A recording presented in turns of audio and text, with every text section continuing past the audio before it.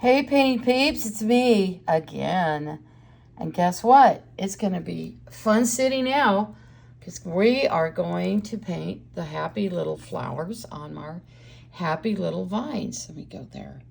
So if you look at my colors I have now, I have this lovely neon purple, which is a purple I just happen to have. If you have red, if you have blue, you have purple. I also have orange because I'm cheating. You can use red, white, and yellow and mix it together, or just red and yellow and make orange. So, you don't have to have a lot of paint, but sometimes I do it just to save time and for consistency sometimes too, but it's up to you.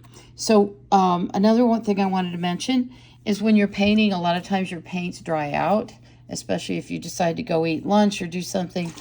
This right here is your best friend. I know it's exotic. It's a bottle of water. I know. And so what you can do is spray your paints. What? I know, that's crazy. That's madness. It is, because what it does, it keeps your paints from drying out. And the other thing you can do is when you're done with your paints for the day, you can wrap them up in a plastic wrap, or I can't say name brands, I guess. But anyway, you know what I'm talking about. The stuff you wrap up your bowl of salad with or whatever. You wrap your paint up, your palette with that, and now your paints will keep for quite a long time, at least a few days. And so you can use your paints again. So you're not constantly washing your palette off, throwing everything away, starting all over again. And, when you paint a lot, the paint can get expensive after a while. So why waste money? And it's a waste, why waste? So what we're going to do is we're going to paint these little trumpet flowers, which are orange. There's different kinds. I'm going to paint orange ones. So I have this orange paint. I have the number 2 round brush, and I'm going to grab some of this. See, this is already starting to dry, this yellow. And I'm going to put this in here.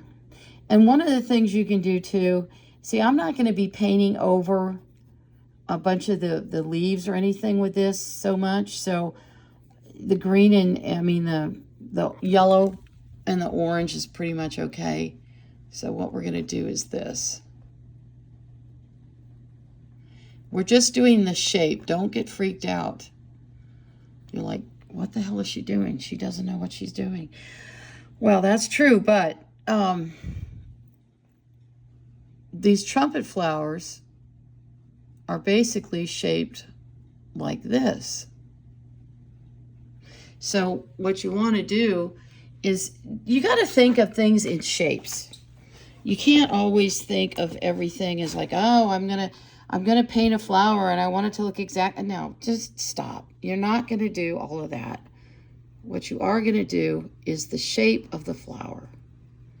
And they're shaped like a trumpet because that's why they're called a trumpet flower. I know, it's crazy. So we're going to put this color down on here. And the other thing is there's buds that are going to be like this. Once again, look at the flower, look at the plants. If you're not familiar with them, go online.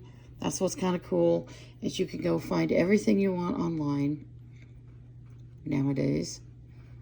Yeah, I know, I'm old. And so you can find a bunch of this stuff and see, and look at them and see what they look like. Look at the color. And you're going to paint in layers, because if you just put down one layer of paint on this background, you're going to be able to see a little bit of it. But now you understand why I did those clouds like that in the background in the first part, is that you don't need a whole lot of paint, and you want to be able to paint over it and see what the heck you're doing. And so you can see the rest of this painting. So I'm gonna put some more of these lovely flowers up here.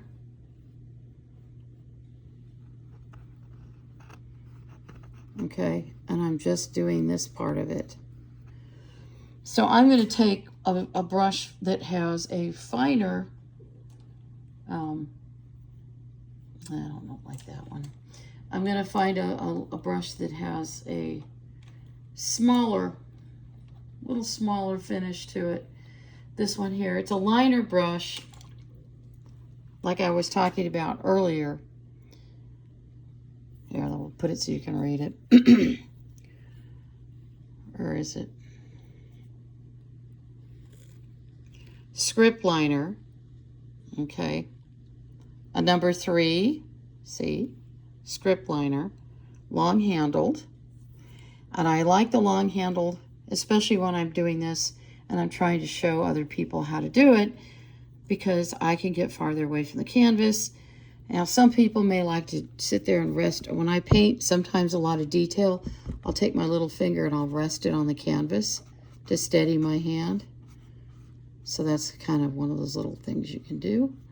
And I also will, that's why I like to wait till the paint's dry. So I'm going to smooth out that edge, and I'm going to put a petal that kind of comes out like this. And you have more control with these brushes, so you can do more things like that, okay? And then the top part of it's going to come up like this and like this. And you can't really see it right now, but you will. So don't freak out. And this one up here, so you have the top part,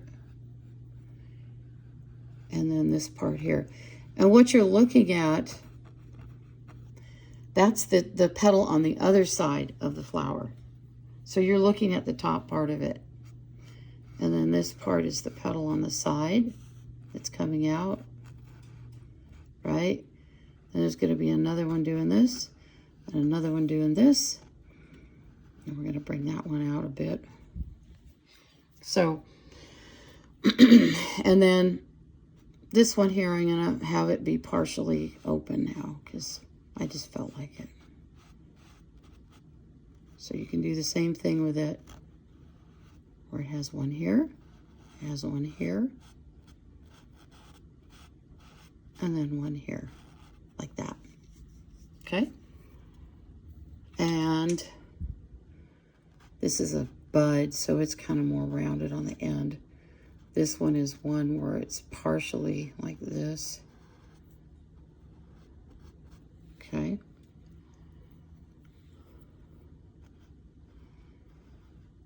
Like that. And then this part curves around like this.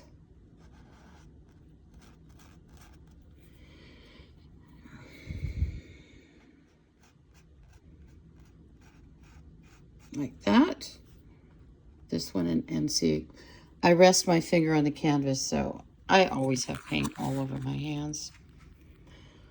It's just the way it is. That's why it's nice about acrylic, because acrylic is most of the time washes off like this. See, and then you get it. Oh no, I got some on the canvas. What am I going to do? Okay, this is why water's your friend. I just dip my hand in the water. Oh, it's gone. And you can take a paper towel, which is one of your best friends, and oh, it's gone. So as long as you catch it fairly close to when you threw it on there, so it's not totally dried out. Once it totally dries out, it's kind of like impossible to do that. So then you have to end up painting over it, which then it starts to show, where people can see that you've painted over it if you really know what to look for. Luckily, most people don't know what to look for, so you can get away with it. Nobody knows. So I'm going to do another one here. And I'm maybe going to do one down here. And maybe one over here. You're like, wait a minute, there's no stems. How can you do that? Well, this is what's nice about painting, is it's your painting. I said, well, you know what? I want another flower. I want more buds up here. So what are you going to do? Just paint the buds. You can go back later and add the stems, right? You just need to make sure that they come down at the right angle. That's all, like that. And then you also have to remember to go over and paint these flowers again, because the paint isn't that thick. So you can see the blue through it. But I'll tell you right now, it is way easier to paint the flowers over the background than to paint the flowers and then try and paint the background behind it. Just like, well, you'll see when we get to the butterfly, you're going to paint a blob that is the butterfly, and then you're going to paint all the details on after. And the reason for that is it's far, far easier to paint stripes on a zebra than it is the white space around the zebra stripes, okay? And you got to remember that. So when you're painting stuff, that you don't do something like that. Don't try and paint around the stripes. And so you're looking at the shapes of the flowers, right? And they're shaped like little trumpets. So you got your basic trumpet flowers. Now the other flower we're going to do here is a passion flower. Passion flowers are not super easy to paint. They're a very complicated flower. But that doesn't mean you have to make them that complicated.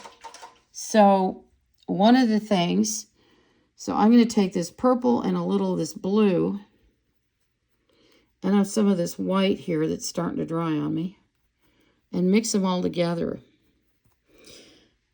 until I get the right color, because I have passion flower vine growing all over my fence and all over my yard. It just does what it wants, and people oh, it's awful, get rid of it. Well, no, because all it takes is the little butterfly friends to come along, lay their eggs all over it because they love it, and their baby caterpillars love, love, love to eat the leaves, and you just let them. People freak out. I've seen people freak out and go, oh, the caterpillars ate all my passion flower vine. It's gonna die. It's like, stop. It's fine. That's the nature of the beast. So I have this color. It's kind of a purpley color because that's what they are. So you're going to figure out where you're going to put a flower. I think I'm going to put one right here. So, ooh, oh my God, what are you doing? Ooh, oh my God. See? And you just keep doing this. And you can make it darker or lighter, whatever. I'm going to add more of this stuff. And I'm going to do this. Like this. Like this. One thing about them, I think they have like 5 petals. And then they have another layer below them. There's all kinds of stories and symbolism and everything affiliated or associated with passion flower. So, once again, I highly recommend you study them first before you paint them, because there's a lot to them. But you basically have these petals that come out like this. Okay? And they come out to a rounded point. And I'm going to throw some white in there. One thing about white is a really good covering. And I usually buy the white that you'll see white sold as a covering white, because it's very opaque, so you can't see through it. And you see what happens when you mix some of it with it. Is it will cover what's ever underneath it very well. So you do this. And turn your brush over. You see me turn my brush? Because there's paint on both sides of that brush. People forget that. See? And this one here. This is hard to do there. I do switch hands when I paint. I can paint with either hand. So sometimes I'll, especially when it's something on the left like this, because I'm left-handed, I'll swap over to my right hand because it makes it easier. There. I'm sorry. There we go. That's better. So you can kind of see what I'm doing. You're like, well, that's too dark. Yeah, it is too dark. That's okay, though, because you can add to it. You can add purple to it. You can add more white to it. And you can keep like we did with the leaves, remember? The highlights. You're going to do the same thing with these. These are just modified leaves. That's all petals are on a flower, are modified leaves. So if you have a leaf and you can paint a leaf, well, you can certainly paint a flower. It's just a different color. That's all, okay? So you see that it's kind of sloppy, but we'll clean it up. Don't worry. We're just establishing the base of it. And is the size right? Now look at the size of those. Look at the size of that. Look at the size of them together. Are the proportions right? You got to look at that too. Is it too big? Is it too small? Is it blah, blah, blah? It probably should be a little bigger, so I'm going to go over it, and I'll show you in a bit. Okay?